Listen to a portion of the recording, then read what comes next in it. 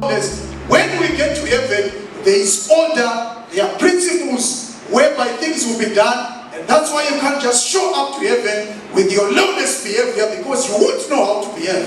I'll share with you when we talk about heaven. You will not be able to live in heaven, some of us, even if you wanted to, because your nature is lawlessness. When your nature is lawlessness, you can't fit into heaven. Actually, other preachers say that when it's time to go to heaven, when it's time for judgment, you will not even wait to be given your judgment. You will just look at the standards and you will disqualify yourself and say, no, I don't belong here, I belong to hell. Are we together, saints? Because you're full of lawlessness, you can't then check up with God. Lawlessness is sin. Lawlessness is contravening the principles of the word of God. Hallelujah. Number 3, what is sin? Sin is a verb. How many of us remember verbs? What is a verb? A verb is a doing word. Sin is a verb. Are we together, church? Sin is a verb. What do I mean by sin is a doing?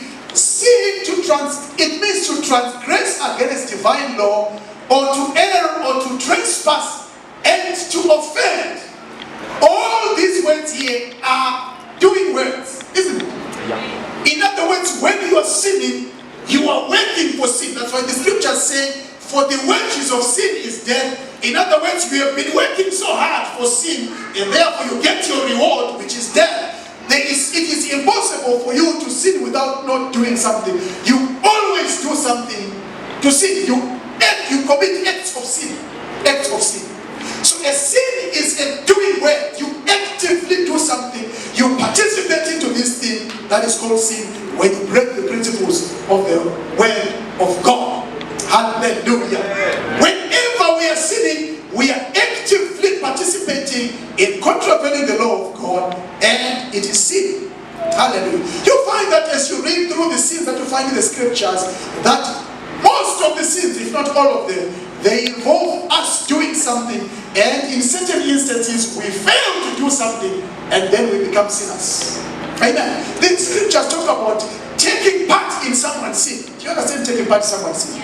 Taking part in someone's sin is when you keep quiet about someone's sin, you are agreeing with them, and therefore you are participating in their sin.